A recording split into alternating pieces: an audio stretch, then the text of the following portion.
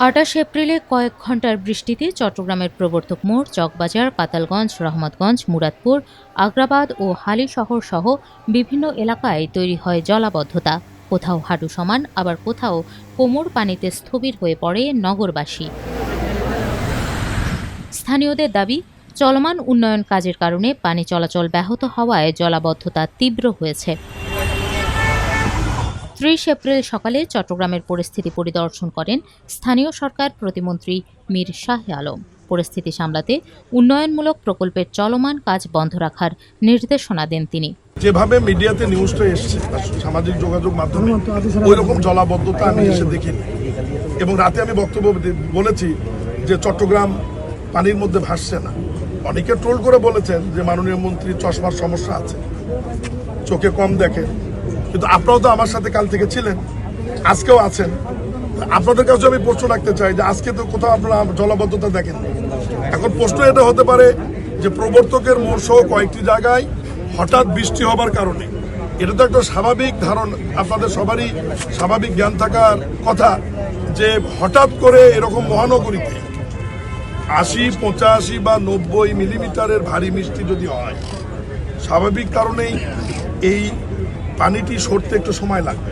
এটাকে আমরা জলাবদ্ধতা বলবো না, এটা আমরা জট বলবো। জলাবদ্ধতা কোনটা হবে? 3 দিন 4 দিন ধরে পানি নামছে না।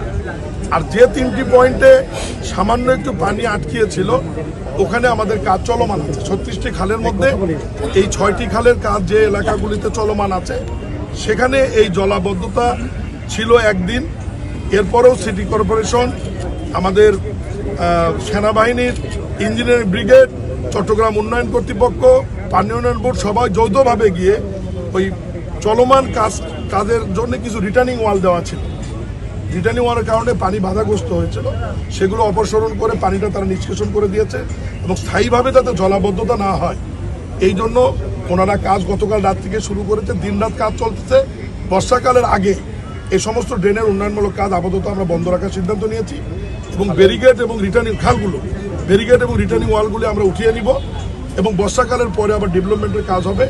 এবং আমি মেয়র সাহেবকে মজা করে বলছিলাম যে কালকে আসার পরে আমি ওনাকে বলছিলাম যে কিছু পানির পাম্প, পানি নিষ্কাশনের পাম্প গাড়ির মধ্যে নেন, আমরা কোথাও যদি পানি পেয়ে নিজেরাই আমরা পানি নিষ্কাশন করে দেব।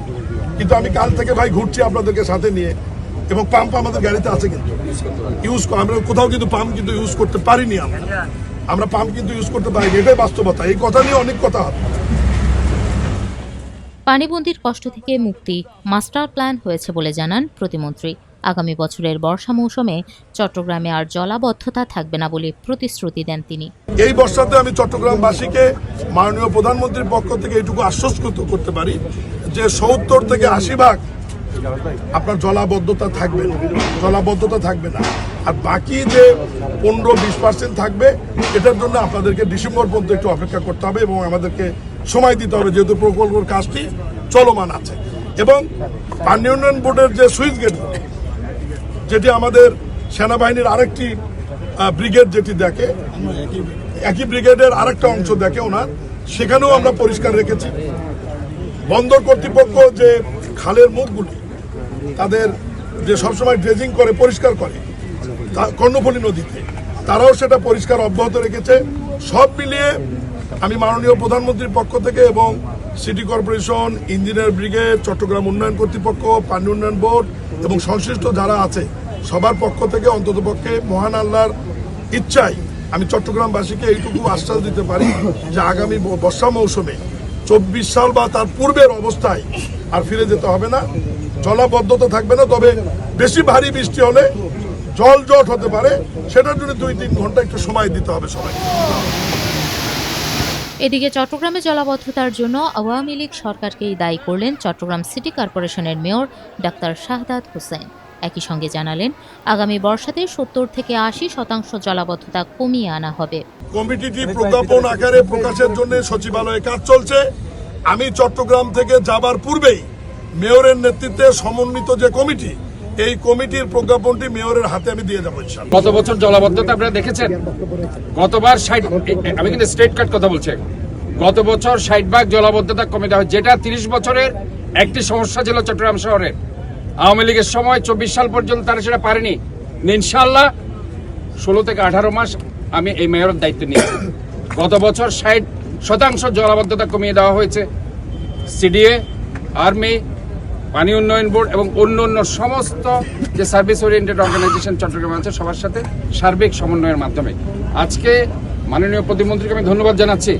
এই কমিটিটা আমরা বারবার ইউনুস সরকারকে বলেছিলাম এই ধরনের একটা কমিটি করে দেওয়ার জন্য, যাতে সমস্ত সার্ভিস ওরিয়েন্টেড অর্গানাইজেশন আমরা মিলে একসাথে কাজ করতে পারি।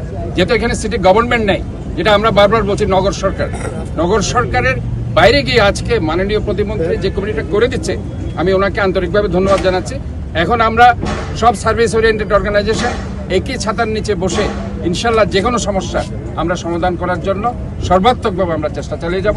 এবং গতবার যেভাবে 60% আমরা জলাবদ্ধতা কমিয়ে দিয়েছি, আবারও আমরা আপনাদের আশাবাদ ব্যক্ত করছি ইনশাআল্লাহ আগামী যে বর্ষাকাল আমরা মনে করছি সেটা 5 মাস থাকুক 6 মাস থাকুক, সেটাতে জলাবদ্ধতা কমিয়ে দেওয়ার জন্য 70 থেকে 80%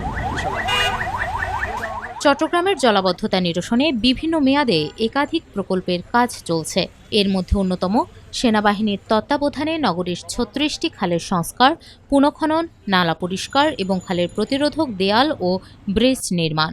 এছাড়া বিভিন্ন খালের মুখে স্লুইস গেট ও পাম্প হাউস নির্মাণ, কর্ণফুলী নদীর তীরে বাঁধসহ রাস্তা নির্মাণ এবং ড্রেনেজ ও স্যানিটেশন ব্যবস্থার উন্নয়ন কাজ চলছে।